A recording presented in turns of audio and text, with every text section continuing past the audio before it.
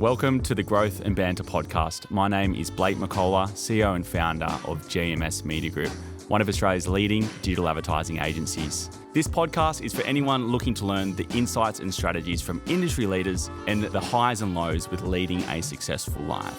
Today, we're joined by my good friend Taryn Williams from The Right Fit, Wink Models, and now Hash Gifted, and she's going to share her journey and also how you can leverage influencing to grow your business. I hope you enjoy.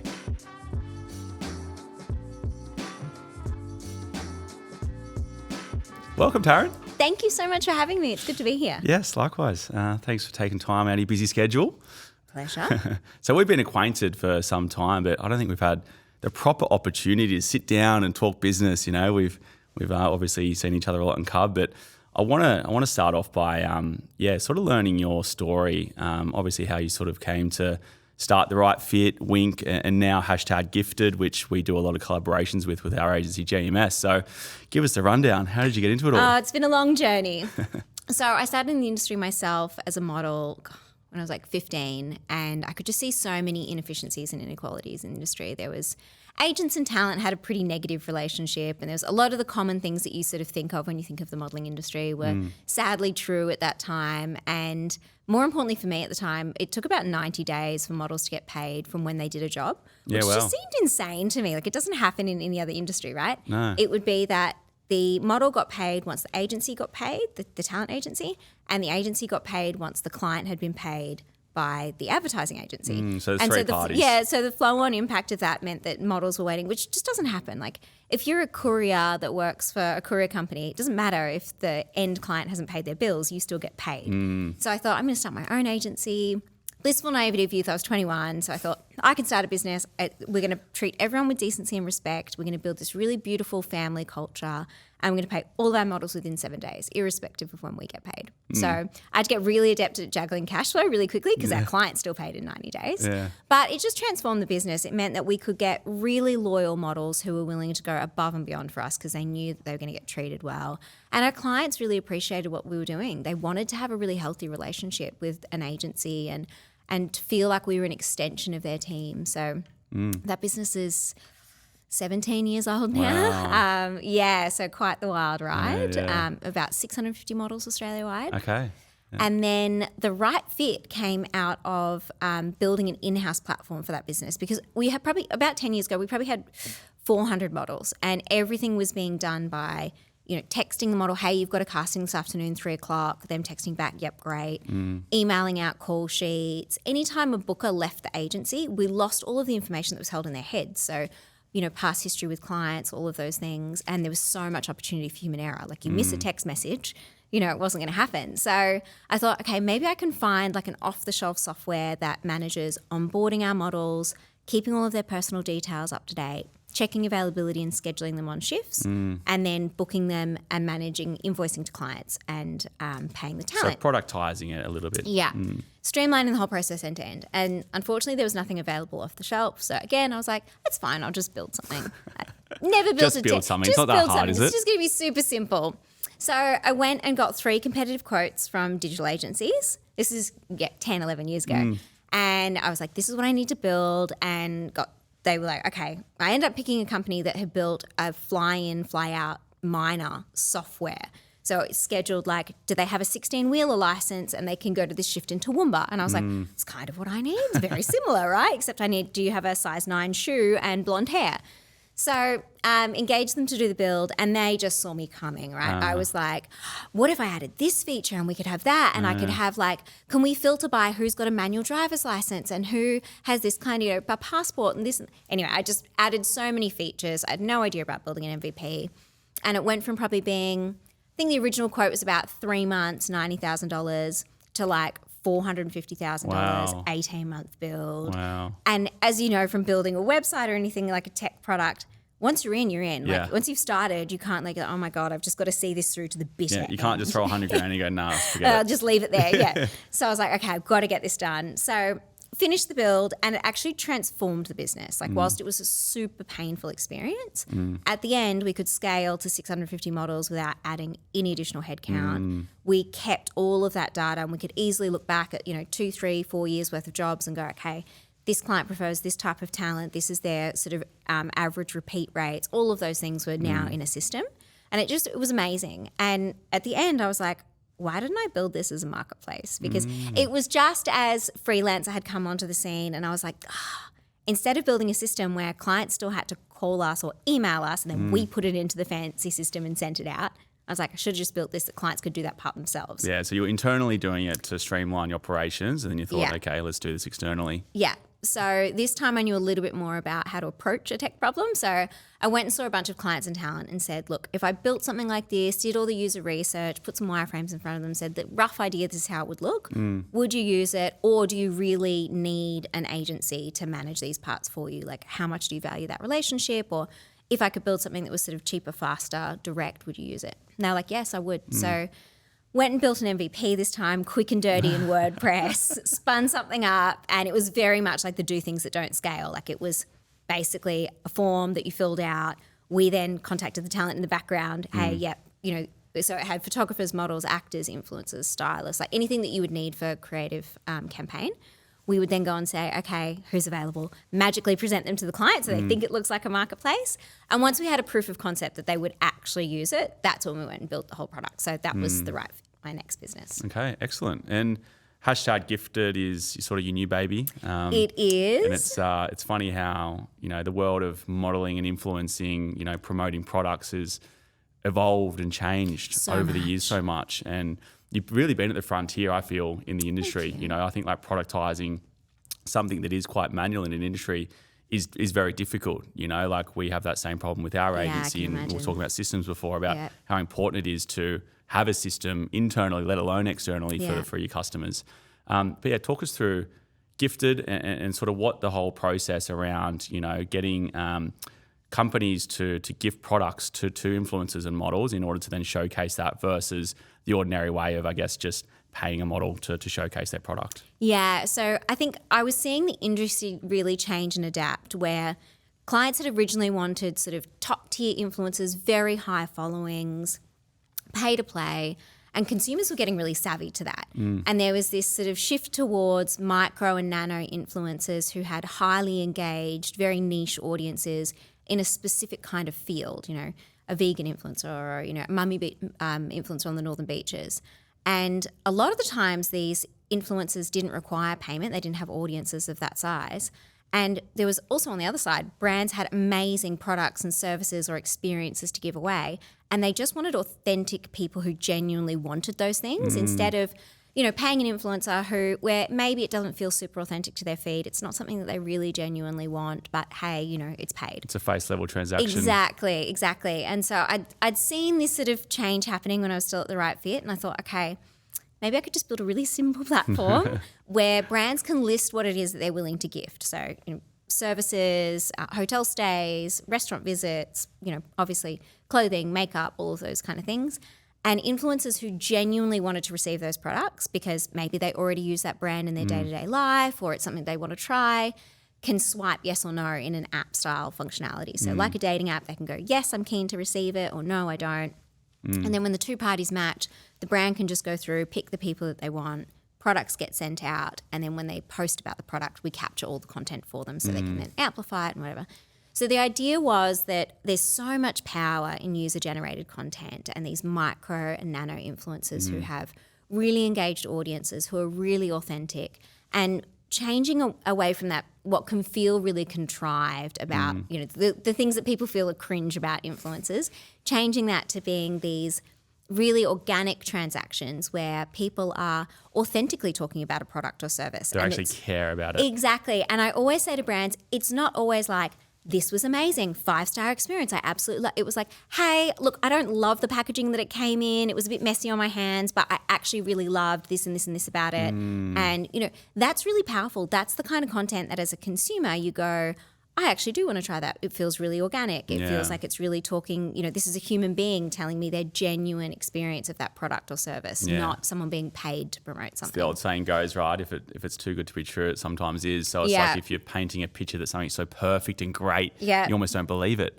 And totally. I guess I've seen the industry evolve, from influencing, advertising, marketing, whatever you call it, definitely from like a customer sophistication level, right? And I feel like that's what's happening is that, we used to get influence from a post. Yeah. And someone just showcasing the product, and we're like, wow, okay, if she's doing it, if she's Yeah, using it or he's using it, I'm buying that right now. Yeah. Whereas people are like, oh no, that's an ad, that's a post. People are naturally, so the consumer behavior is becoming more smart online. Yeah. So do you how big of an impact do you feel that's been, from going from just a post all the way through to videos and having to actually consume or use that product or service? Oh, I feel for brands now because they do need to be so much more sophisticated. Yeah, the idea of just paying one influencer to do one post and that it would sell out of product, it just does not happen anymore.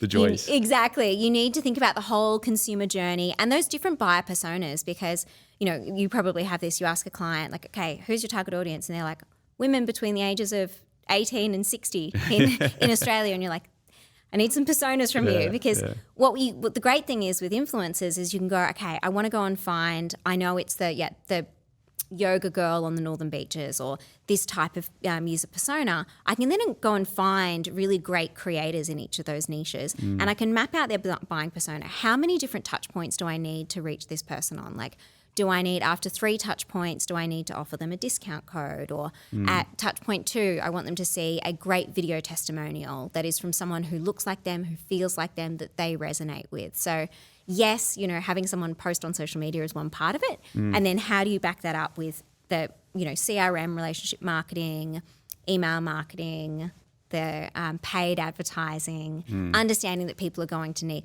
online written testimonials. What's the experience like when they land on your website? They don't want to see just, beautiful product images. They want to see images of people using the product or wearing the product that look like them, that feel like them with testimonials to go with it. Like I think sadly, like Shein and some of those platforms do it so well. Like, Amazon's another great example. You land on there, you can go through and see all the photos that people have organically posted saying, this is my experience, 4-star review, I like this, but this came damaged, X, Y, and Z. It builds that trust so you can make the transaction. You've hinted on having different forms of content and diversity. I'm a big preacher in that, particularly with, a lot of consultations I'm doing with brands before they join us. It is like, okay, what is your diversity of content? Are you just going to send me one style of video? Having testimonials, having user-generated content, having, talk to camera, having product shots, having your professional shots as well. But that diverse range, is again complicating it for brands. Yes, it's totally. becoming way harder, and it's a lot harder for us to get results as well for customers, and hence why a service like yours is so great. What do you feel is the key diverse split? What would you say is like the bare minimum that a brand should be working towards? Yeah, and I think you touched on it there, like keeping content fresh as well, because the platforms change all the time as well. So what's going to work on Instagram today is not going to work in a month's time or 6 weeks' time. And you need to have a plethora of content to be able to experiment with, because you might discover, one of our clients, Bondi Sands, found this piece of content that they got through Gifted that, on the surface of it, you look at it and you're like, nothing really dazzled me about it. I wasn't like, my gosh, that's thumb-stopping content. But it was a girl talking to camera, using the product, showing actually how she did contouring using the tanning product. And it performed so well for them. It was their highest performing piece of paid content that they'd got just through an influencer gifting collab. Oh, wow. And they were like, for some reason, it really resonated with consumers. And so they could test those pieces of content and they go, we need to double down on that. We can see that this is really working in this style, talking to camera, using it for this type of thing. Let's make more of that. So having that range of content, before and afters, video testimonials, all of those things is so important, so you can execute and test across channels and then double down on what works. And so I think that's where feeding your marketing agency or your digital agency with content is so important, because as you said, if you give them like 3 pieces of assets and then go, why aren't we getting, a reasonable CPC here? Well, they can't perform miracles. No, that's it, 100%. And it's a lot easier, I feel it's a lot easier with products, particularly with us, being creative around that tangible item. what are you doing around services? Are you doing anything around services? Like, 'cause Yeah. it's a lot harder for us even to, if we work with a service business and there's a face to that brand, but that face doesn't necessarily know how to talk in front of the camera. Yeah. It makes our job a lot harder. Like, what sort of things are you seeing from a service point of view? Like Yeah. promoting a service? Yeah, definitely. So we work with like hair salons, restaurants, bars, quite actually even B2B services. We've got listings up on Hash Gifted, which is great. Nice. And you're absolutely right. So firstly, the people they need to build probably more trust than just a product-based business where you can look at the product and go, yes, $29 for that lipstick, buy now. You don't think terribly much about it. With a service-based business, you need to probably trust that business a little bit more. And so I think, yes, if you can engage employees and internal stakeholders in content creation, that's really valuable. And you're just going to have to do more content. You're going to have to experiment across more channels. Sometimes it's LinkedIn, sometimes it's testimonial videos, like figuring out where your end decision maker is going to be. So obviously some businesses, the key decision maker might be a CIO on LinkedIn, in which case, how do you speak to that person there? What's going to resonate with them? And sometimes just accepting, like, we do a lot of work with hotels, and the purchasing process to booking a hotel, unless it's business travel, is usually a longer journey, right? Like maybe I'm not traveling for a few months and I'm booking my Christmas holidays and I'm looking at different options. So I just need more touch points in my journey and just understanding and expecting that and not looking for those sort of one-hit wonders, I think is really important too. We should do a collaboration so I can get some more content. Amen. I definitely need some help because, like, even myself, I'm having to step in front of the camera a fair bit. I mean, we've been working a lot on getting a lot more video testimonials and producing that from one of our creative partners that does post-production. So we do have a good diverse split, but I find like some of the educational stuff, I'm having to sort of step in and do that, which is fine. Yeah. But I think it'd also be handy, like getting, other talent in front of the camera to sort of break that mold of just me being there all the time. Yeah. And I think it's really nice. Like you go, okay, you've got the business owner or key decision makers in the business who can talk about the business in a particular way. And then, as you probably know, it's really hard to get clients to give you testimonials. Oh, yeah. And they're busy, and sometimes it's a bit awkward, like, hey, can we come to your office and film stuff? Where, you can do gifting collabs where you can say, hey, look, we can do, so many creators have businesses, right? Like, hey, we can do a, digital strategy for you, or we can redo some of your user journey flows or whatever it might be, in exchange for, can we document this process with you? Yeah, can cool. we shoot us going through and doing the behind the scenes of this? Like those things are super valuable and interesting for consumers who are going, what would it be like to work with this company? We need to chat further. Aside from gifting and that evolution, what else is trending at the moment? What's a hot topic? Like where are you feeling the sort of industry is going right now for influencing? Definitely user-generated content. Yeah. I think just the growth and plethora of user-generated content, if you're not there as a brand, you need to be. Like the stats are wild. Like it's something like you get a 4 times higher click-through rate on your ad sets, 50% better conversion rates, lower CPCs. Like it's wild. Like you need to be doing it. So, and I think, again, making that kind of content is really hard. Yeah. In an ideal world, of course, all of our customers are amazing content creators and naturally go on and make amazing user-generated content for us. But it just doesn't happen, right? Yeah. And incentivizing them to do that can be really hard. Lots of brands obviously give like a commission kickback. If like, hey, if you leave a written review at the end, we'll give you 20% off your next order or whatever it might be. And definitely one of the things you should be doing is looking in your audience base of customers that are already promoting you on social media or leaving you great reviews, and how can you build more of a rapport with them. But being able to do that at scale with the different sort of platforms that you want to be able to execute on. So YouTube Shorts are really powerful now, obviously TikTok, Instagram, all of the different platforms, and then all of the niches within that. I think we're just seeing brands have such amazing results with that. Yeah, how good. It's funny because like the amount of money that an influencer or even a celebrity would get paid for a post back in the day, like what's the most that you've seen on a post back in the day? In Australia, just under $100,000. Yeah, wow. Yeah. Like, does that happen anymore? Pretty rare.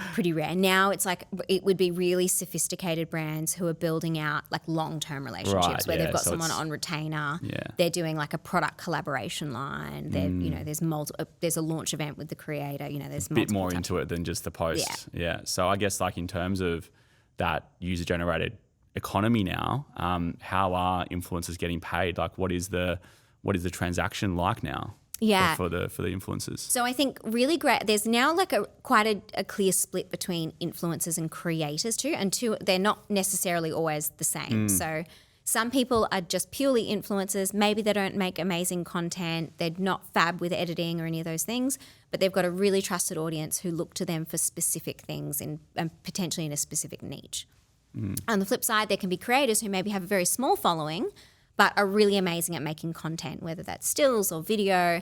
They know how to create like really visually engaging content. They're on top of all of the trends. They know what's going to work on TikTok right now, and they can make great fast turnaround content for a brand, which really takes that heavy load off a brand because, as you were saying, otherwise it's so hard. You basically have to build an internal creation studio, which is like painful. Yeah. So I think there's sort of a divide between the two now, and some are both, which is amazing and a rarity. But so the creators that are purely making content creation for brands are usually, some are on retainer and they will have like a monthly engagement where they have to create X number of videos, X number of static pieces of content for the brand. And those are usually distributed across a number of channels. So like homepage, in newsletters, in obviously their amplified ad sets, all of those things.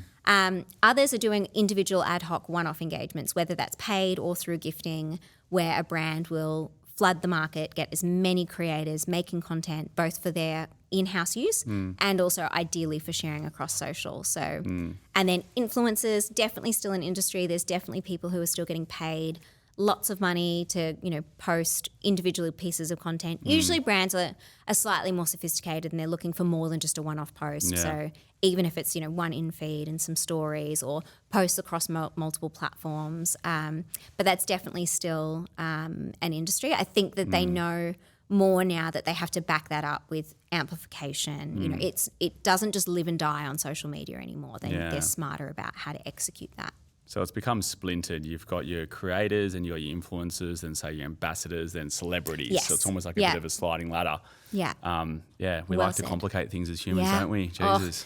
I know. I feel for marketers having to adapt every day and AI and new platforms. So much harder. It is so much harder. I mean, like it also enables us to learn more and upskill, and therefore, we're plugged into lots of different things, but it's a lot tougher. Yeah. 100% it is. 100%. And I think this is why, you have to have, it's really important, I think, to have a great resource internally who can, build the relationship with your agency. But you have to have great agencies that you trust because there's just no way as an in-house marketer that you can stay on top of all of these things and know what works across all these platforms. We dead set, like wind the clock back 10 years ago, it was just literally stock imagery through Meta's library. Yeah. And there was Set and forget. There was no need for us to have any other resources outside of just being able to place ads well, because the ad platform was quite juvenile still. You could sort of re-engineer the algorithm, and that was the whole trade, was to how good are you placing media, because it was hard.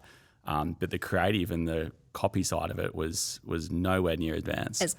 So you just, I remember, be sort of placing ads for Vision PT, and I'll just type into the stock library within the Meta platform, not external. So it was actually the stock library, if you remember. Yeah. And I'll just type in like PT, or lifting weights or running, and just do a combination of different stock imagery. Yeah. And that would kill it, and I wouldn't have to have all these partners that we rely on. I think we've got like now 80 to 100 partners that just sit there. And they're not all active, but ones like yourself, we need that. Otherwise, like, there's no, it's commoditized, running ads right now. The algorithm is so smart. Yeah. You don't have to do the hyper targeting. You don't have to re-engineer the algorithm whatsoever. It's almost become a 360 cycle where we've neglected the brand to get results when you could get a result really easily. And then now it's a lot harder. So we've gone back to how to create a really, really strong brand and be authentic with that. Yeah. And building that trust, and that unfortunately that takes a long time to build, and it has to be done consistently. And then I think on top of platform changes, you look at consumer changes. Like I look at it makes me sound so old, but like the young people in my office, and like I'll ask them something like, even something that's very business oriented, like I need you to go and, I don't know, build this pie chart in Excel about this particular data. They'll use TikTok as their search to do that. The so search. They'll go and look onto how do I, format these cells on Excel. Google. So, you think, okay, just the user journey and the consumer behavior has changed so much. How they're finding and discovering information is so different to what it was, 3, 5, 10 years ago. Yeah, so, it's this generation that have grown up with technology that now we're starting to see the the benefits of, I guess, like the power that generation now has to leverage technology, you know, and it's become, like I've said before, very splintered, all these different ways to navigate. And it's not just about Google these days anymore, is it? To search information. Yeah. Which is scary. The fact that the Google search algorithm now considers all of these social contents and, you know, it's one of the most important ways to get those backlinks and build that social proof. And you're searching and you're like, okay, I'm being displayed TikTok videos or, you know, it's where the world's going. So listeners, if you're feeling overwhelmed, it's normal. Exactly. And on that as well, I think like for anyone listening, watching, you know, as a business, someone wanting to get into business, or someone just might be in the role where they're responsible for influencing on marketing. Like, what are some tips to, you know, get started with doing some user-generated content? Because I still feel that a lot of businesses and customers, you know, there is a slow adoption with anything that's new, that people still don't fully grasp the idea around it. So what are some tips that you'd sort of share with people that want to get started and they're just getting their first user-generated content piece done? Yeah. Firstly, try not to be overwhelmed. It does all sound very scary and very intense and very hard. The great thing is that all of these content creators out there, the really great ones, they're like little mini media production houses, and they will hold your hand along the journey. They can give you advice on what's going to work. Don't feel like you have to go in with like, oh my God, I've got this, I need to give this, you know, predefined brief of I need 4 30-second videos of someone talking to camera, touching on these key touch points. Talk to the creators and let them know like, hey, this is a bit about our brand. This is what we do. This is what we're trying to achieve. We want to drive newsletter signups, or we want to try and reposition our brand as more cool and edgy. You know, it's been slightly stale. How can we do that? And if you work with them really collaboratively, they can help you come up with great creative ideas and say, hey, I just worked with this other brand. This thing worked really well. Why don't we try that? Or I could do this really cool edit for you that I think is going to perform really well on TikTok right now. So let them help you. That's sort of what they're there for. And try things and see what works. You're never going to get 100% success rate from day one. So try things. Some things are going to fall flat and just, you know, you'll never know if it was the content, if it was the platform, if it was the time of day. The only thing you can do is continue to experiment and go. When you start seeing little green shoots of something like, oh, I can see my audience is really responding well to this, or, you know, keep taking those, keep iterating on that and keep building out ideas. And the great thing is it's so low cost. So you don't have to, it's not like back in the day of doing a TV ad and going, okay, I need $50,000 or $80,000 or, oh my God, I need to, you know, build out this huge marketing campaign. You can start with tiny budgets. You can start with just influencer gifting. You know, it's a really great way to experiment, build your audience, and own more of that share of voice online is so important. Yeah. And if you're still lost, go on to Gifted. Correct. Obviously, like you've had challenges, and, you know, being naive in business that you mentioned earlier as well is something that I think you have to be like, you know, you don't want to know. Otherwise, you'd never start. Yeah, you wouldn't start, right? You don't want to know all the challenges before you start something because you get scared off by it. Absolutely. And, you know, a lot of people say that, you know, you need a certain level of naivety. Yeah. But yeah, what's been, I guess, the hardest challenge that you've had to experience with from, you know, ideating that whole tech platform, spending all that money, you know, aside from that, like what's been the hardest challenge for you? Oh my God, there's been so many. And I honestly thought in business number 3 that it would be easier. It's, in some ways, you're more aware of what the challenges are going to be, and you've got better contacts, and you sort of know what to look out for. And, you know, I'd pick, you know, HubSpot over this, or I'd use this tool for that, or this is what I need my engineering team sort of make up to look like. Yeah. But you're still essentially birthing something out of nothing. Like, it's still super painful. Yeah. So I don't think it gets, you know, terribly easier.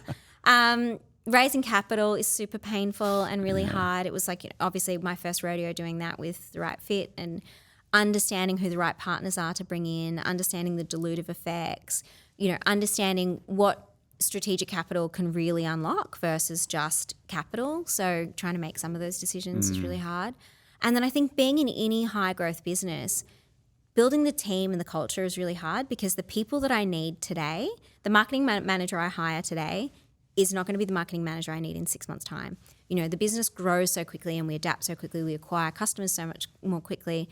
That person either has to be incredibly adaptable and used to working in startups and able to take on more roles and responsibility, or they need to be okay with the fact that when we hit a certain point, we're going to have to bring in a CMO on top of them and they'll still be an invaluable part of the team. And so you go through this period in startups where you need your team to be all in and giving 110%, but also really okay with the uncertainty of what the future is going to be. And that takes a really particular type of person. Yeah, and culture was one thing I wanted to discuss with you as well, because that is like people and finances are typically like the common challenges, over time with business, particularly as you gain more responsibility.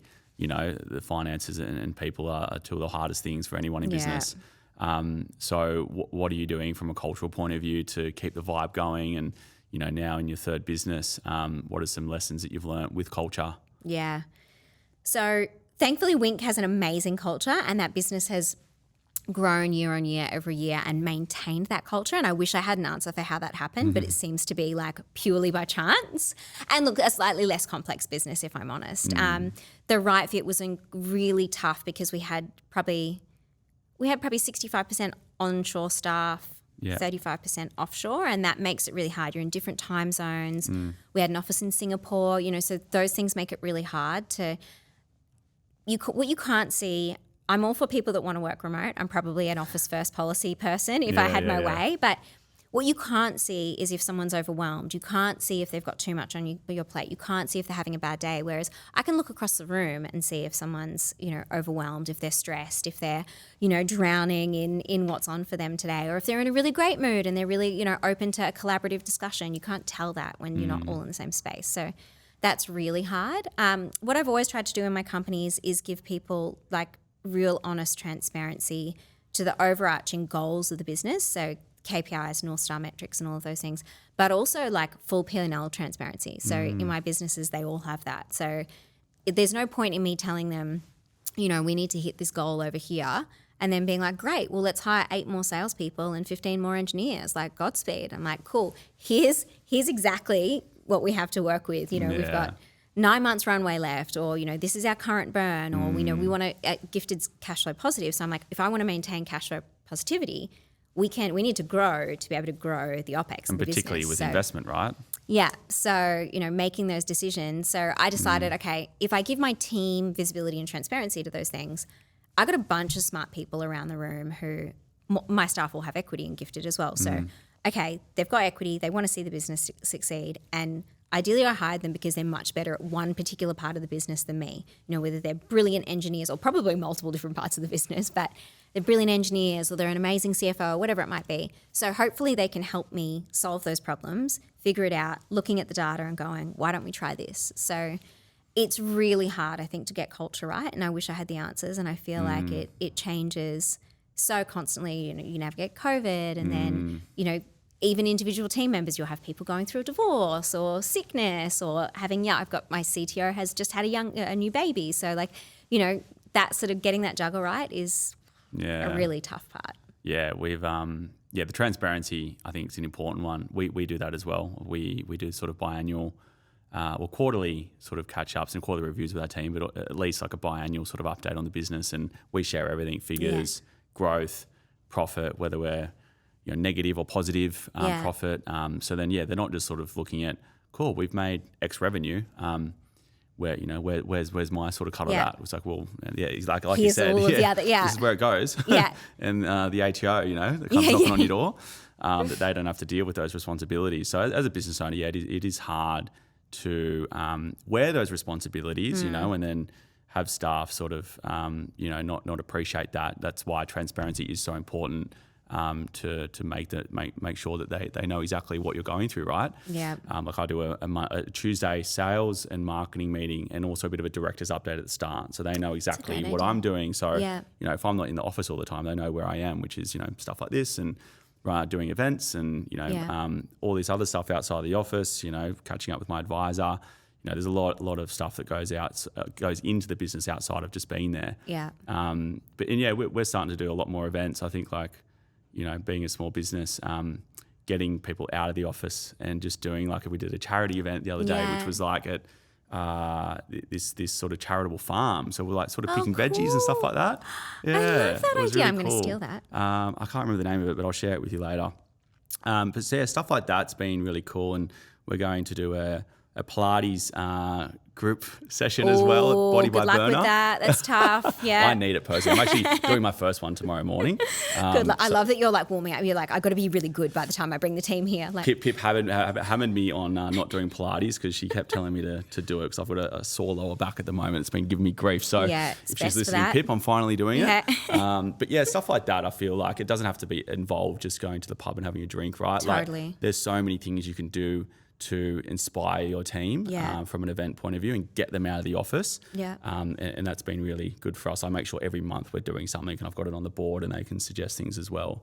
Oh, that's a lovely idea. So that's really helping. So, like, is that, what sort of stuff are you guys doing out of the office? And like, what I'd like to know as well, like, what is your office split? Because I think there's still a lot of companies out there or people that think that, you know, a full remote job is okay. But I'm a bit of an old school, wanting to be in the office person. People that say to me, like, I can 100% do my job from home all of the time and I never need to see or speak to anyone. I'm like, why would I not offshore your job to, you know, somewhere where just proved you're redundant, where I'm going to pay people, you know, 1/20th of what I pay you.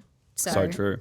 I don't ever think that that's a good sort of negotiation tactic for people where they're like, no, it's fine. Look, and I think we have people who have to do deep work, like engineering team, whatever, where they need quiet time. They just need to go and get what they need to. Totally fine. Most of our engineers are in the US, so they're not actually any cheaper. They're more expensive. But, you know, they're really, really good at what they do. And so for them, it's, you know, different. Great. Obviously, they're fully remote, but we have daily stand-ups. We have a weekly town hall. They're very much included in, you know, the overarching business strategy, and they know very well what sales and do and marketing and all of those things because that's so important. Face-to-face catch-ups, I always try and get our team together in person once a year. It can be a logistical nightmare. I'm just trying to do, my Wink team have an offshore team as well. Okay. And so I'm bringing them all out to Australia in November because they're such an integral part of our team, and it's, you know, really important to have those face-to-face moments and spend quality time together, go to the beach, you know, all of those things. So I definitely think those help. For our fully remote, like our engineers in the US, we have a channel that's just called Water Cooler. Yeah, cool. And it's those moments that you would normally go and share, you know, while you're standing by the water cooler, where it might be like, oh my God, like, look at this photo of my kid on the weekend. He just won his soccer championships. It's like a banter channel.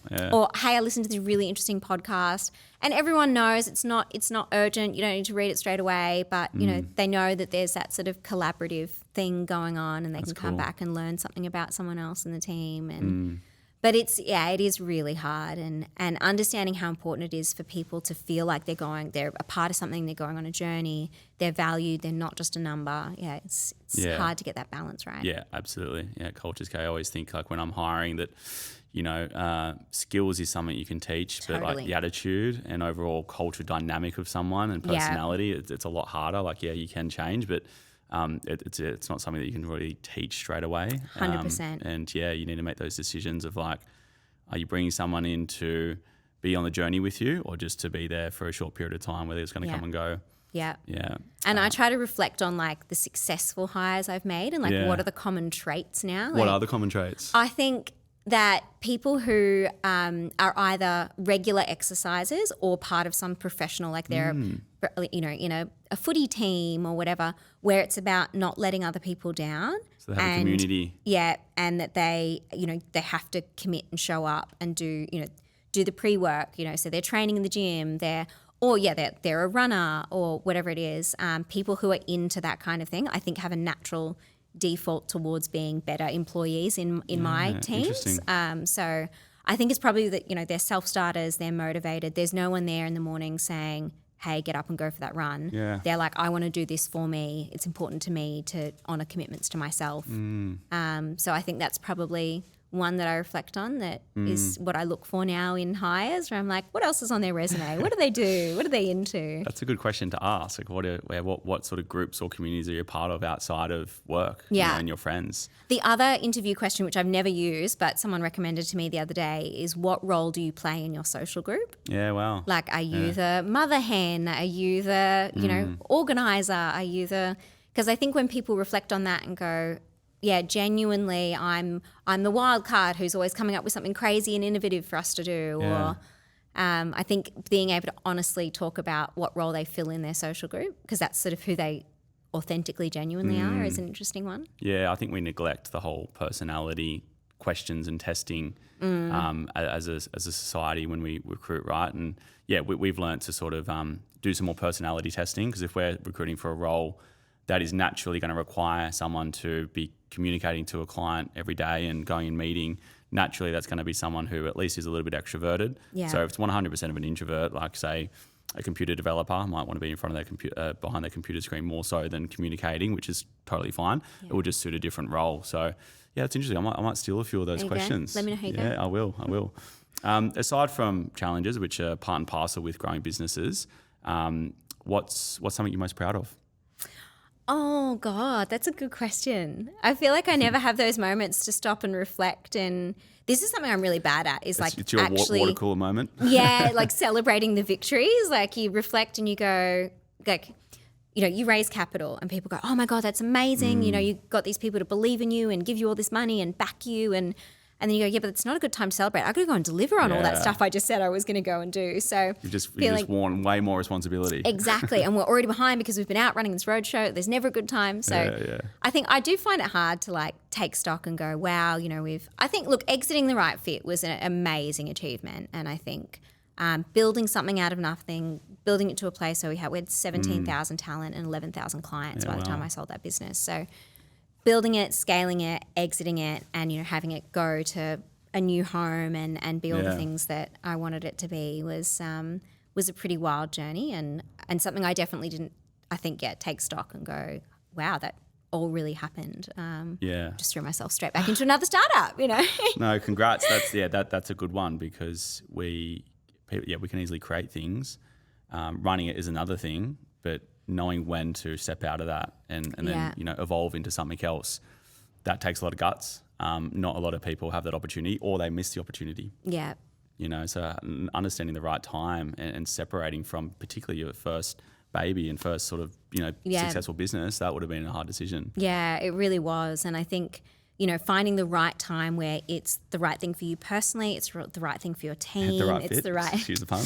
Exactly, the right thing for your shareholders, like getting that balance right, and, you know, obviously maximizing the financial outcome for yourself, but also, you know, what the deal terms are and what you want. You know, I was very clear that I wanted to take time off, which failed at a little bit, but I also wanted to be able to go on and have other ventures. I didn't want to just, you know, have a 3-year gardening clause where I wasn't allowed to go and work on anything else. So getting all of that balance right in a transaction is really hard. Speaking of balance, and I guess, exiting that, obviously, you know, needing to celebrate some wins here and there, and yourself, you know, you're getting around and you seem like you got a full schedule. How are you balancing life right now? You know, I know I speak to some people and they sort of like head down and they go away for a month. Others that sort of split that out a little bit more frequently.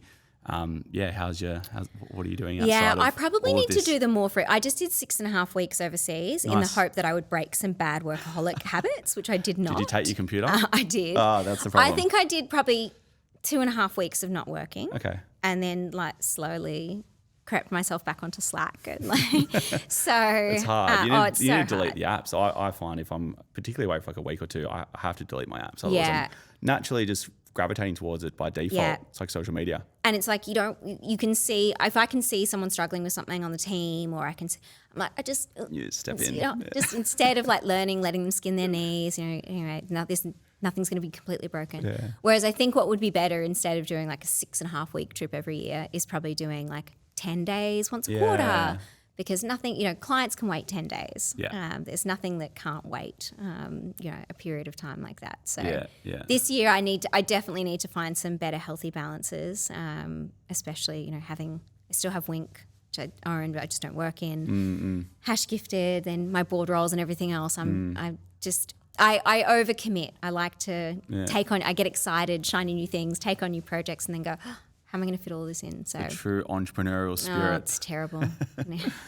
So good. Now with e-commerce, because a lot of like your businesses do relate to, I guess, all types of businesses. But e-commerce specifically, there's been, I think, a huge boom with COVID with e-commerce. Now we're seeing sort of like a bit of a hangover there.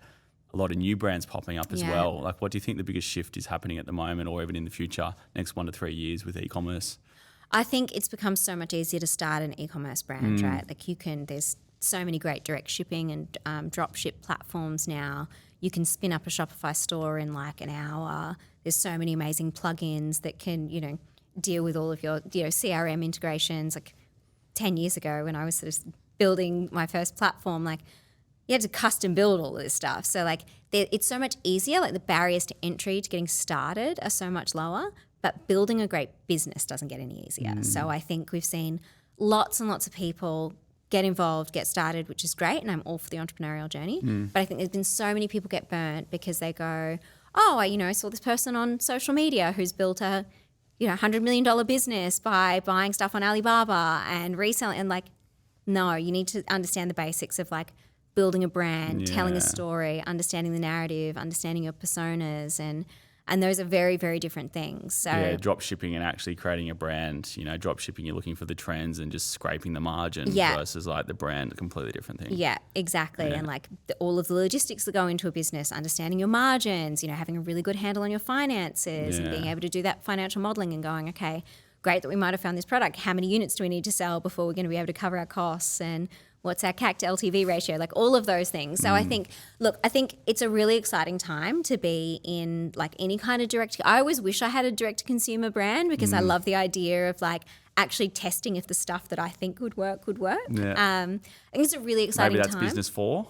Potentially dabbling in I keep saying no more businesses. But I do think it's a really exciting time because there's so many new, getting access to, international products, developing products is cheaper now too, instead of having to go through, getting access to industrial designers and things like that. That would have been so hard 10 years ago. Now you can get fantastic access to those people pretty easily and build great products. The MOQs for lots of things have come down. So I do think it's a really exciting time, but I do think that there's going to be a lot of businesses that just can't get those unit economics to make sense. And, growth for growth's sake is not always a good thing. You need to be able to get a sustainable business margin on the back of that as well. And money's the lifeblood of any business, right? So Amen. It's you can make it a passion and a hobby, but turning it into something that actually generates revenue and profit is another thing. Especially when you look at the macroeconomic climate. We're still in maybe a recession. Like interest rates don't seem to be going anywhere. I think it was last night that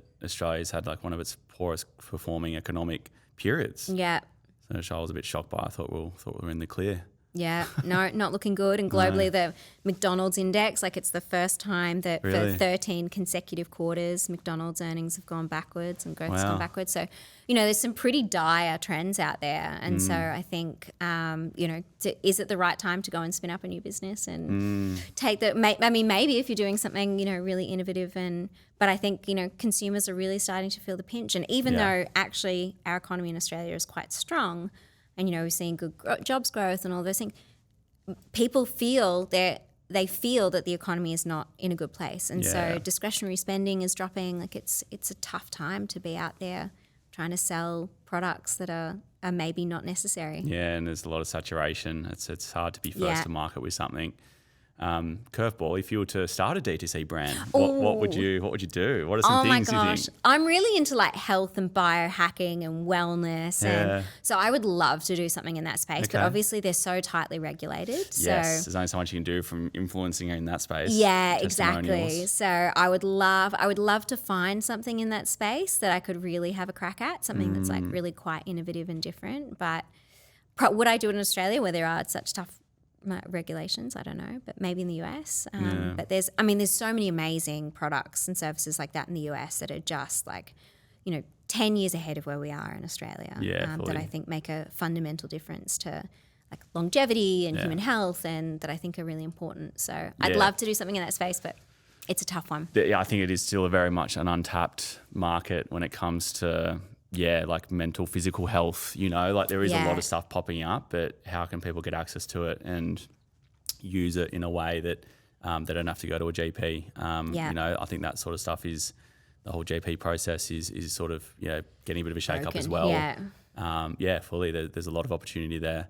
What advice would you give someone looking to start a business today, irrespective of the industry? Yeah, I think be really, really honest with yourself about what you're willing to give up. Because I think a lot of the time people see the exciting, shiny sides of, the $100 million earnings or the buyouts or the capital raises or whatever. They don't see like the absolutely everything else that you have to give up, time with your family, such a killer of most relationships, friendships, your health.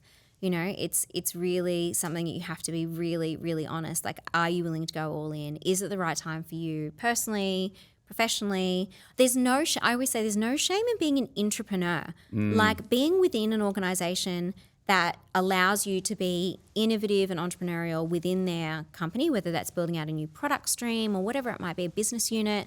That's awesome. Yeah, 100%. Like you can explore and scratch that itch of being a business owner within an organization.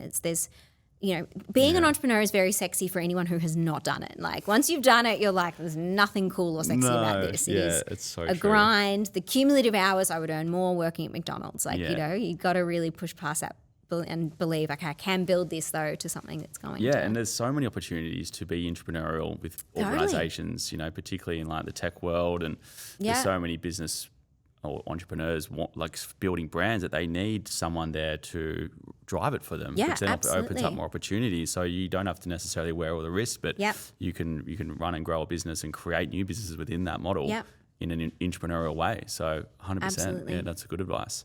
Now, I know that you've probably used a lot of different tech solutions, and it's definitely evolved since your time at The Right Fit, building that up. I'm sure you've used very different technology to what you're using now at Gifted. What is your tech stack? Like, what are some tools recommended like do's and don'ts around like systems and running your business? I mean, absolutely understand the pros and cons of whatever you're going to pick. Like we have a PHP Laravel stack at Gifted, which is actually what we built TRF in as well. Mm-hmm. We use Copper for our sales CRM at Gifted. At TRF, we used HubSpot. Both are very good, slightly different offerings. We used Intercom for customer service at TRF. We use the Jira ticketing support tool, which has a public-facing interface for a help desk at Gifted. So, look, I think the tools have changed so much. All I would say is that deeply understand what you're picking before you pick it, because, like, ripping something out is the most painful experience you ever have to go through. And I'm like, we built the front end of our the Gifted platform, like all the sort of CMS part in Webflow, which was not my decision. And visually, look, it's great and it has some upsides, but I don't know why we didn't just use WordPress. Like access to developers, so much easier in WordPress. So many available open source, tools to be able to use for WordPress, but instead I'm stuck with this Webflow environment, which is painful and clunky, and it is what it is. So, but I think just really understanding things like we use Stripe for our payment gateway. We very closely nearly went with Braintree at the time, and now there's so many. I mean, like Airwallex, Payoneer. There's so many amazing platforms available now that just weren't available when I built TRF. So, Airwallex is an amazing platform, but I'd already built using Stripe, and I was like, having to rip it out and go again, is really hard. So I think just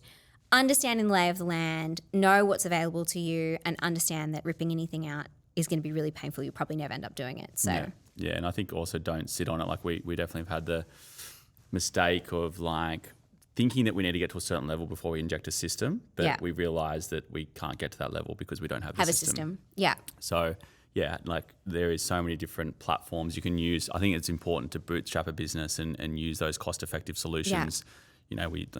G Suite, for instance, is phenomenal. Love it. You've got your Google Drive, you've got for stories, so you don't need another system to pay. Obviously it can cost the more you put into that. But Google Docs, spreadsheets, Excel, that all sits in that one, as well as your emails. It all sits in that one ecosystem. So that's really handy. Slack for internal comms, which is I've heard that you've used, and that's been fantastic for us as well. Getting away from, I think we were using Skype before. I don't know if how old school I know, of you. and I was probably the last user of Skype. Maybe. I still got it was like me and BlackBerry. Like I was the single last. It took me a while to get an iPhone, and now I haven't looked back, but I think I had a Ericsson or something. Oh, okay. Yeah. And then website wise, if you're a service business, we always say WordPress, e-commerce, Shopify. They're probably the two no-brainers, and then CRM platforms for email marketing for e-commerce, usually Klaviyo. I don't know what you use. We use Klaviyo and Kajabi. Kajabi is another great one for courses and coaching.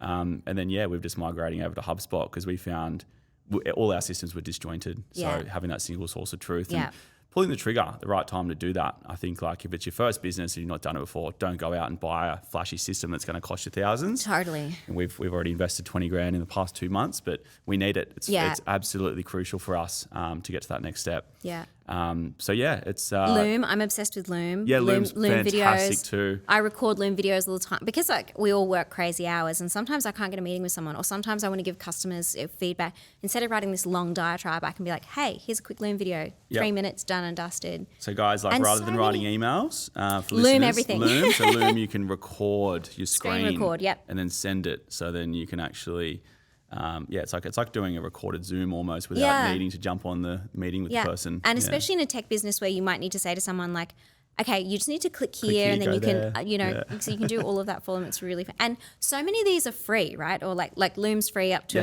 a point. We use Asana, that's free up to a point. Yeah, we use Asana too, Copper's like, I don't know, I can't remember, $10. I don't know, it's really cheap. Like a lot of these are either free or really cheap entry-level plans until you get up into any level of complexity. Yeah. So, and I think as we were talking about before, it's just a case of like locking yourself down, watching the tutorial videos, accepting it's going to be really painful for a period of time while you're transitioning over and you're trying to get your team to do things in ways that they haven't done before. But the visibility and transparency so that you can see how your business is operating is like well and truly worth it. Yeah, 100%. So guys, don't get overwhelmed. I think it is an exciting time for businesses for sure. I think like it was probably harder because these tools were a little bit more not as streamlined. I think the tools today are like a lot more like they're easier to use, a little 100%. bit more intuitive.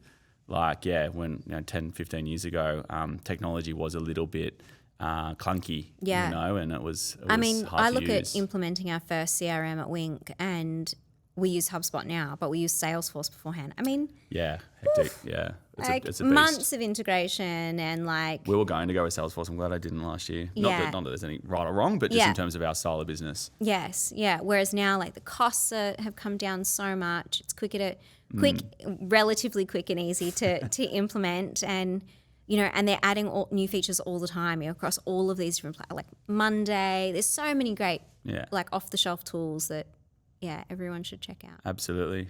So before we go into rabbit holes around technology, what's sort of your 3-year plan? I know you've sort of got Gifted going. What's on the horizon? This is the big multi-million-dollar life question for Taryn Williams. Yeah. I genuinely don't know. Like, okay, go with the flow. Wink is such a great business, and I've got such an amazing team there, and I have so much like love for that brand.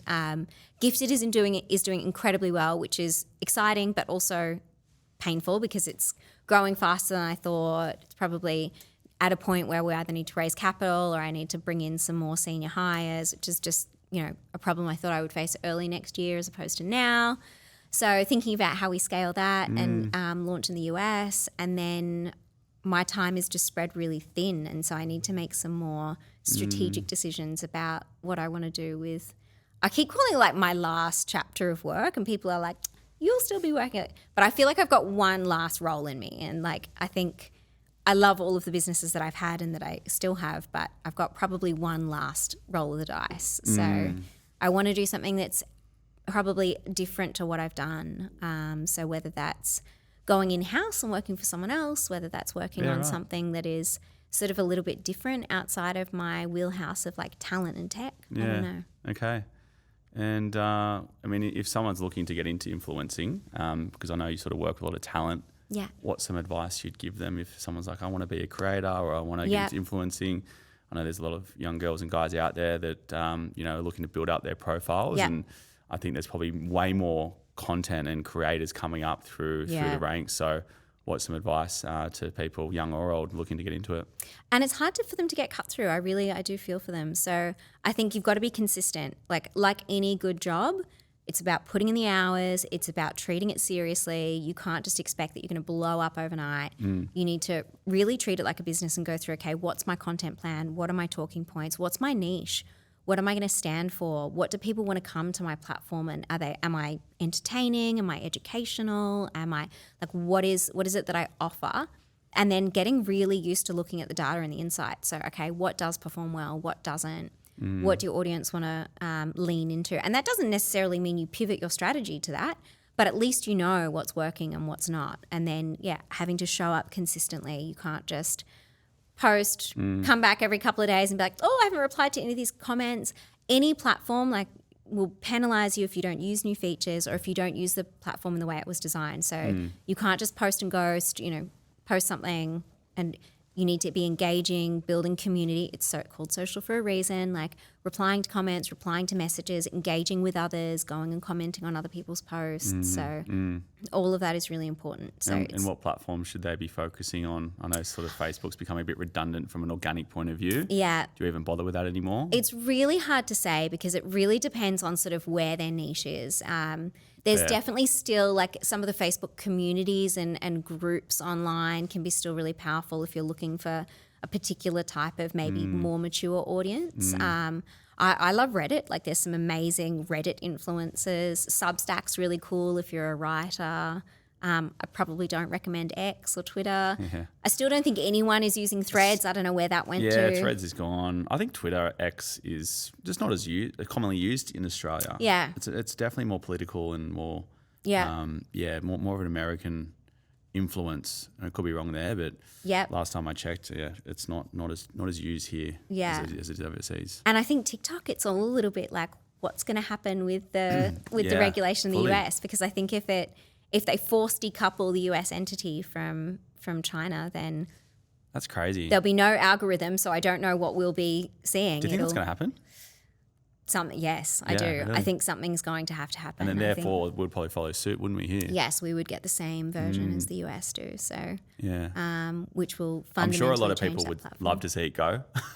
I think, but a lot of people would hate to see it go. Yeah, I think when we reflect on, I think it's going to be like looking back at smoking and we go, oh my God, I can't believe that was like legal, and we knew it was like doing all of these like negative things to us. In some ways, it's great. It is almost a drug, isn't it?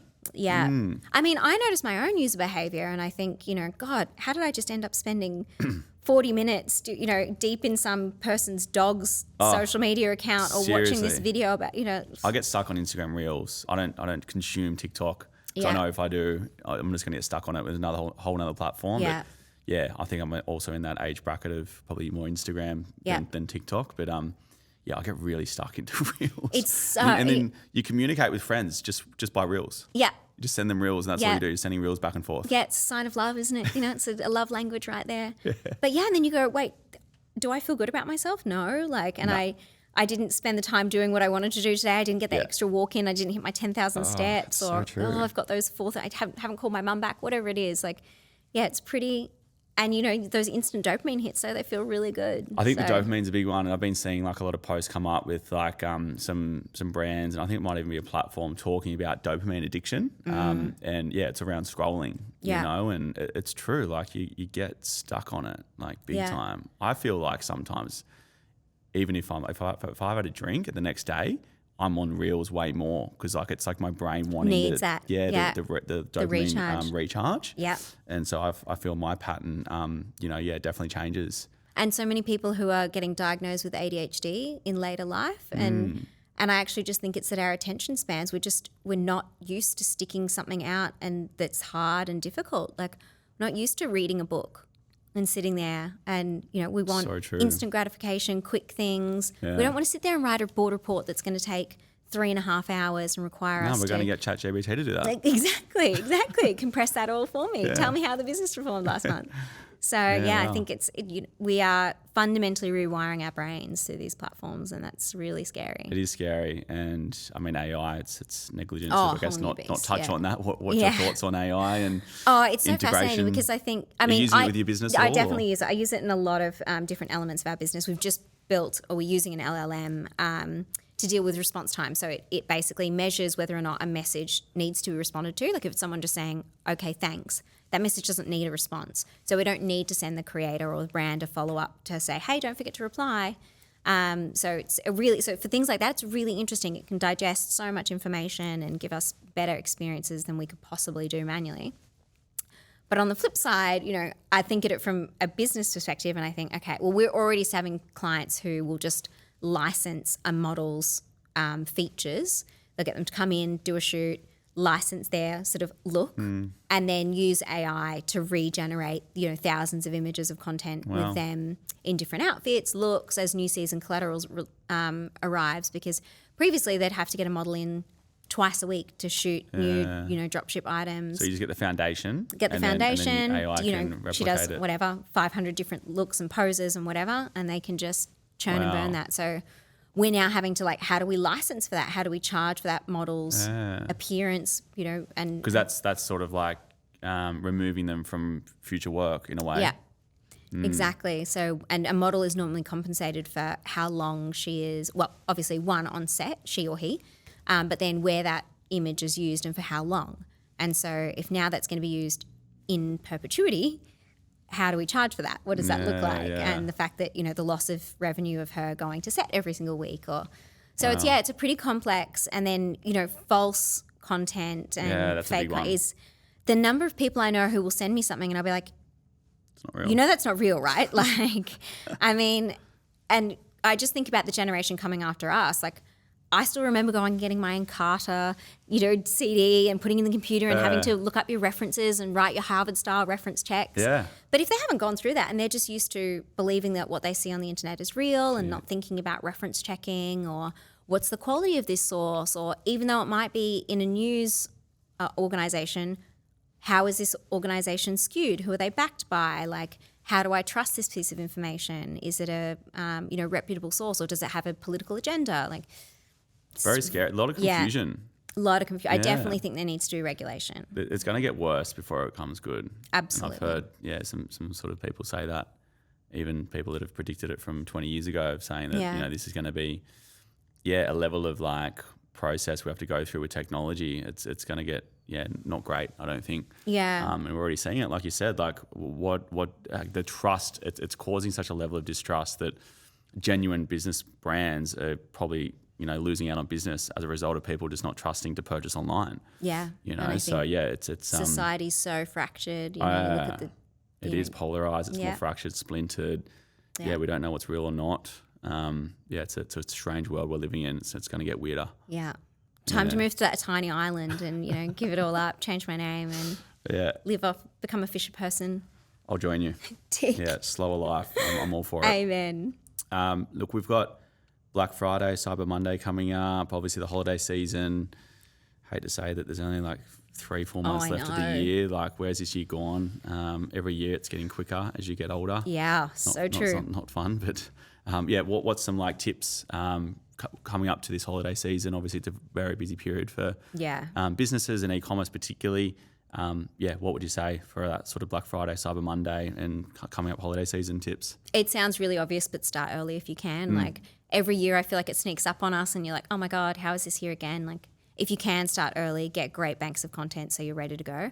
Also, just be aware that consumer sentiment has changed. So there's a lot of people who don't feel great about Cyber Monday and Black Friday and unnecessary shopping and all of those things. So think about, especially if you're a brand that's really about sustainability or environmental impact, is this the right way for your brand to show up online? And if it's not, that's okay. You don't have to be there you don't need to have that FOMO. If your customers believe in the brand and trust the brand, it could be more damaging for you to show up than not.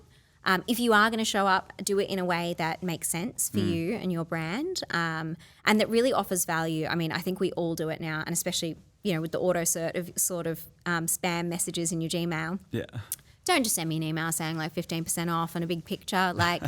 Think about a way that you can add value to a customer's life. Yes, a financial discount is great, but what else can you do to make that marketing message more interesting? Yeah. How else can you get cut through? Because people are going to be inundated in that week of, the countdown timer is on and, put things in your cart now and all of that. So just think about some different ways that you can cut through. And I think, unfortunately it does require time, energy, effort and thinking, but I think the rewards are far worth it.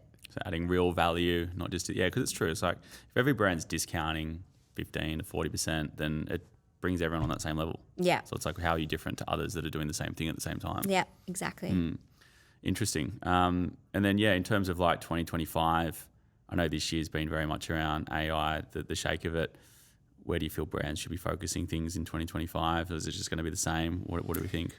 I think the impacts of AI are going to be much more broadly felt next year. So I think, search is going to get more and more tough as brands start to get better at producing volume of written content. I think that Google's going to have a piece to do there around how they get better at that. But I think search is going to become really hard. I think getting cut through on social media is going to become really hard when consumers don't know what is real and what is not. So I think people trust people. And so I think I've been seeing some Fate the Label. There's a few brands that do an amazing job of showing who's behind the brand and what that, and people love that. They trust that. They can see, I like these people. I understand this. I have trust that this is coming from a great factory that, and so I think that those things are really important. So I think if you can start thinking about, does our business have and it doesn't necessarily have to be the founder, but do we have a face, or how do we show up online? How do we tell the story behind the scenes? Behind the scenes is a big one. Yeah, building that,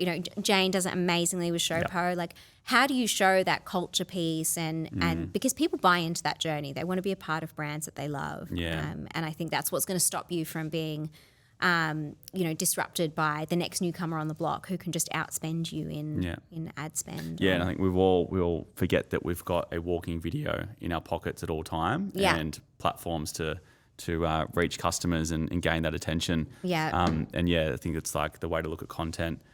You're right, with doing it behind the scenes is to document your journey in the business. Yeah. And not all of it has to be shown, but at least you'll then have ready to go raw assets to then turn into repurpose assets. Yeah. And I think so long as you have a good library bank of raw assets, you can do so much with that. Totally. Just give it to someone who's good at editing. Yep. We've got plenty of platforms that we use as well that you can literally inject that raw assets and it turns it into a ready to go ad with animation, text overlay, captions, and a call to action, and you're good to go. Yeah. But without that raw asset, you're pretty stuck. Yeah. And you're so right. It's just changing that mindset of thinking like, oh my God, we need to do a shoot. No, you don't need to. Just raw video, like on your phone. Doesn't need to be high quality. Actually, sometimes like the rawer, the better, the more organic. Like that's what people want to see. Absolutely. The pro shoots are good. Like if you're doing a rebrand or a new launch or refresh, then you might need that collateral for your website, for your print collateral, for then your initial socials. But the overtime stuff, you can't afford to book a photo shoot every week or video shoot every week or every month even. So schedule those content shoots for your launches like every so often. But your ongoing stuff, use your phone. Yeah. And don't be afraid to get in front of the camera, right? Or if you're too afraid to get in front of the camera, get someone else to do it. And know that everyone sucks at it to start with. Like, no one goes, oh my God, I love the sound of my own voice. And I was amazing. I shocking watching videos. I need to delete them actually. I think there's still some on YouTube. Yeah. They're bad. Very robotic. And I think I was even reading off a teleprompter because I didn't, it's just the there. Confidence, you don't have that at the start. But you got to start. You just got to start somewhere because that's the only way to improve is to practice. Yeah. Couldn't agree more. Yeah. Now, I'm sure you've had like a lot of support, not only in your businesses, but also outside of that, I'm sure with investors, advisors, like who are the people you sort of lean into? You can feel free to do some shout outs. I've had amazing people on my journey. You're so right. And like, I think one of the things I didn't know it at the time that I was really good at was just like putting my hand up and asking for help and being like, I don't know how to do this thing. Can you please give me some advice? And so many of those people ended up becoming mentors, advisors, investors, board members.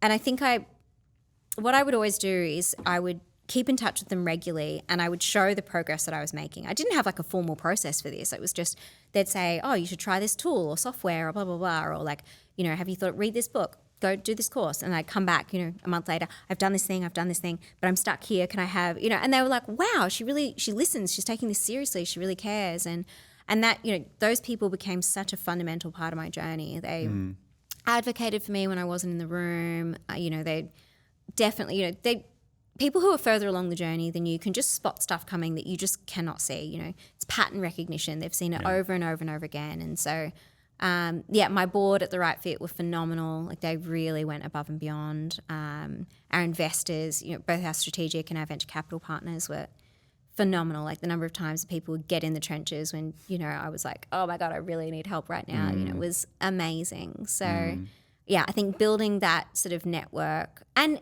being honest with yourself that there's only so much you can achieve on your own, and that it's okay to not always have it all together and not know what you don't know, and I think building a personal support base as well. So psychologists, personal trainers, I got an amazing acupuncture lady. Like whatever it is that you need to show up and be the best self that you can be, like is invaluable. Like put your money into, well, it's my personal belief, put your money into it. Like I think it pays dividends. Yeah. And I also am pretty brutal with like, there's things that I just don't value and I don't spend time on. Like I don't cook my own meals. I don't clean. I don't, I just outsource it because I'm like, the time that it would take me to do those things, I don't enjoy it and I'm not good at it, when I could be spending them in my business or doing going out and getting that extra hour walk or is so much more valuable to me than doing my own grocery shop. So, that cost benefit analysis of just going, how can I outsource all of these things that's awesome. to someone else? Yeah. I think is really valuable. It's eliminating that, having to think too much. It's like even what do you wear every day? It's like I've actually bought a little hanger so I can choose the night before. So I get so confused with what to wear, I'm just like, just put it on and off you go. Yeah. Some people wear probably the same suit every day, it's just minimize like, friction. the ease of, just doing your everyday stuff is important. So that's awesome. Good tips. Now I guess like work and life balance is important. I feel like a lot of entrepreneurs, business owners, business leaders, there's always like a sense of, stuff outside of work, like hobbies and like obviously, cooking's not one of them. Yeah, quite clearly. But what are some things, I guess, outside of work that you do to switch off, whether that's reading or art or whatever? Like what are some things you're doing over the weekends and on your time off? I try and read at night. I put my phone in the kitchen and I have a old school alarm clock that I set, and that way I do have a backup on my alarm just because I'm paranoid on my phone. But that way I also have to go up and turn it off. Yeah. It's in the kitchen. So, and it means that Putting the phone down's a big one. I'm having to do that now. Like 7 o'clock, it's my phone's down. It's away from me. Because, I have an alarm at 9 that goes off that says like laptop closed. That's it. Like no more. It's time because blue light's so bad for you. Yeah. Okay, so that's when phone goes in the kitchen, alarm goes on, laptop closed, and I'll read my book. Because otherwise when it was next to the bed, I'd be like, I just got to send one more email. While I'm here, I'll, and then all of a sudden an hour's passed and you're like, oh my God, I'm wide awake. Exactly. This is terrible. Yeah. So reading at night, I try to read a lot of biographies, nonfiction. I love biographies. Yeah, so do I. And like they're not usually business books, but just from like such a, different range of people who have done really interesting things. And I love that and I find it inspiring. And then exercise, it's my non-negotiable. Yeah, otherwise I'm a horrible person to be around. I'm well aware of that. So carving out I'm like that time. as well. Yeah, if I'm not healthy, I'm just not myself. And then I can't give to others in the process. Yeah. It's that whole put your own oxygen mask on before helping others, right? It's so true. I never really understood that on the plane. Yeah. Now I'm like, okay, I get that. Yeah, totally. So exercise. I don't really have hobbies. I think I'm really into the arts. I spend a lot of time I love Sydney Dance Company, the Australian Chamber Orchestra, things that are just so different to what I do on a day-to-day basis and are people being super creative in a way that I'm not, I will never be. And I find that really inspiring and it gets you out of your comfort zone. And I think just being in an environment that's totally different and forces you to be super present. So art gallery is amazing for that. Yeah. I went to the Sydney Contemporary last night actually. Oh, how was it? Yeah, it was great. Yeah, I go every year. So I do a little bit of art. I sort of have spells of... And that's with all my hobbies. I do like, I'll do stuff all the time. Like I'll do one hobby back to back and then I'll just have a break from it. And art's one of those things where I picked it back up after a good 10-year hiatus, probably after school, maybe that long, but quite some time. And then I ended up going to a studio once a week and doing it. Then during COVID, I got my own equipment. That's awesome. So I haven't been doing what so kind much of art? this year. Mostly abstract. Yeah. Yeah. And I love going to those art shows. Yeah. It's, it also... brings a very diverse bunch of people. Yeah. But just seeing like the different types of art and expressions is like so eye-opening. So I totally resonate with that. Yeah, it's so amazing.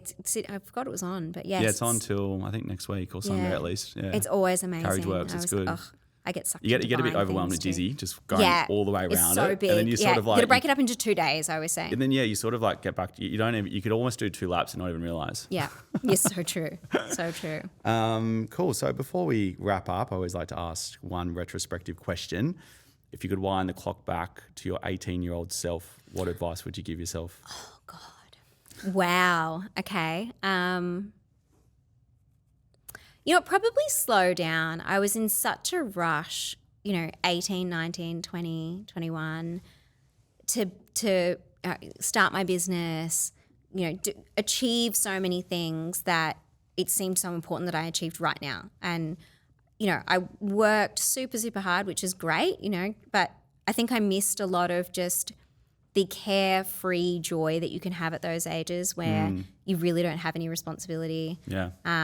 All of a sudden, I had staff, mortgages, and so I think whilst I love the journey that I went on, I think just slow down, enjoy the process, take stock, celebrate the incremental victories as you go, because, running faster and pushing yourself harder is not necessarily going to make that much of a difference, Really being honest with yourself, like working 16 hours a day, is it more effective than working 14? Like, are you really amazing in that last 2 hours? Like, is it really worth missing that friend's birthday? Yeah. Or, I think, yes, at a certain critical point in your career it is, but I think, probably in those early years, having a little bit more patience with myself would have been beneficial. That's great. And one question I want to ask as well before we wrap up, what are some books you recommend? Oh my gosh. Given that we both like biographies. Yes, there's so many great books. I do love the Nike the Shoe Dog one. That was phenomenal. He's fantastic. The Netflix book by Mark Randolph is great. Yeah, The Hard Thing About Hard Things by Ben Horowitz is amazing. Any startup founder needs to read that. What else have I read recently? I read a beautiful poetry book, which I'll have to look up the name. It's You Can Make This Place Beautiful. I can't remember the name of the author, but amazing. I read a really interesting book called Prisoners of Geography, which I'll have to look up the name for you of. It's hard to remember. Which is about this sort of how countries thrive purely based on like their geographic conditions. Having natural mountains to prevent them from attack from this particular side. Cool. Which I'm really into geopolitics. Quite a bit of a broad spread there, but I'll flick you some links as well, so you can put them in the show notes. I appreciate it. Yeah, I need to put the phone down more and read more. Amen. Leave it in the kitchen. Yeah, 100%. Look, it's been a pleasure. Thank you for having me. It's been a delight. I wish we spoke about this a long time ago, I but know. I'm glad we caught up. Yeah, finally. We're well overdue. I know that there's so much that I'm excited by in terms of our partnership with Gifted, and definitely more we can do. So let's chat further about that, and excited to see how the future unfolds for you, and congrats on all your success today. It's been great watching it all. Thank you so much. Thank you, and same goes. Thanks, Taryn.